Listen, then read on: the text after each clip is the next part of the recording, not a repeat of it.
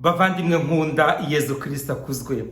Twageze ku cyumweru cya 31 mu byumweru bisanzwe by'umwaka wa liturujia, umwaka C. Dukomeje urugendo rugenda rutuganisha ku musozo w'umwaka wa liturujia, uyu mwaka nyine wa C.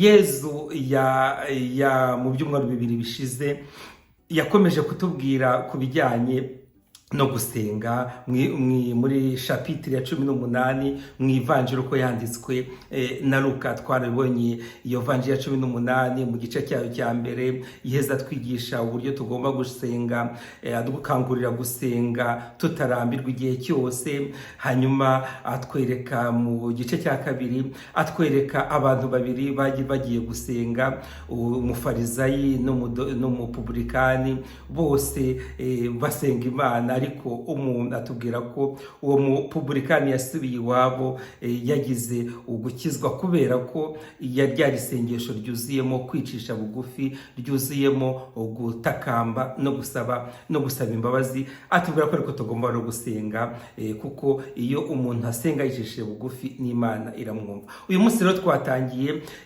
chapitre ya 19 mu ivanjiri no yanditswe na Luka, aho Yezu tumubona yinjiye mu murwa wa Yeriko, mu mujyi wa Yeriko, ndetse aragenda arawuzenguruka. Nibwo yasangagamo yahuraga n'umuntu witwa Zakewo yaramaranye iminsi icyifuzo cyo kubona Yezu, kubera ko yari na mugufiya, yurira igiti kugira ngo abashe kumubona. Ariko ikintu kitutera akanyamuneza, kikadutera ibyishimo, nuko Yezu we yashakaga kumubona, kuko ni Yesu wamubonye bwa mbere. Ahita amubwira ati, Zakewo,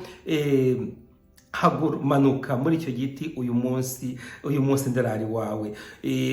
Yezu rero igihe cyose ahora abona ibyifuzo byacu, kandi akagerageza kubikemura, akagerageza kubidutunganyiriza, kuko igihe cyose Yezu aratwantisipa muri ibyo bitekerezo byacu, muri ibyo byifuzo byacu, cyane cyane ibyifuzo byo kumubona, ibyifuzo byo guhura nawe.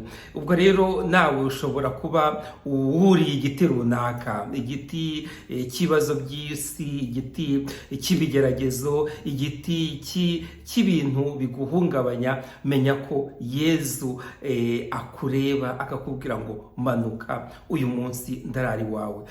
Kandi n'ikintu cyiza kidushimisha ni nariya magambo ya Zakewo. Yabwiye Yezu ati, rwose niba guhera uyu munsi ngiye guha icya kabiri cy'ibyo ntunze byose mbihe abakene, hanyuma nimba hari uwo nibye rwose ku buryo bugaragara, nzagenda mwishyure, musubize ibye kandi mbikube inshuro enye. Murabona, ni iyo Yezu mwahuye ntabwo yagusiga uko yagusanze. Yezu iyo muhuye asiga aguhinduye. Yahuye na Zakewo asiga amuhinduye, atuma nyine afata kiriya cyemezo cyo kugenda mu nzira nziza, mu nzira nyine yabwirizwaga n'Umukiza. Nibwo Yezu nawe rero yahise amubwira ririya jambo ryamugeze ku mutima. Uyu munsi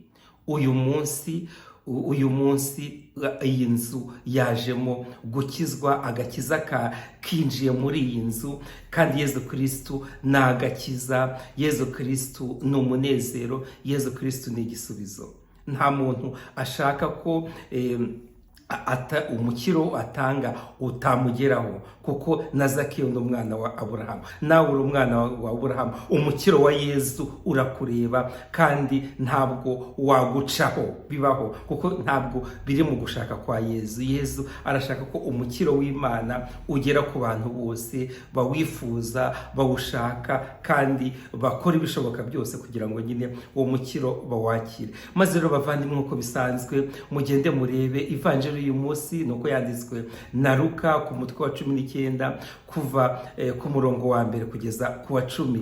Duhurire muri iyo vanjiri, turyohere, tuyizirikane, tuyihererekanye muri za social media kugira ngo nyine ako gakiza ka Yezu Kristo kagere kuri buri muntu wese, kuko turi amaboko ya Yezu Kristo ageza ku bantu bose agakiza ke, kuko twebwe twaramwakiriye, hanyuma duhita nyine tuvuga natwe amahame y'ukwemera kubera ko twamwakiriye, bityo ukwemera kwacu gutuma nyine tugeza kuri Yezu, tugeza Yezu ku bantu bose, ku bantu benshi bashoboka.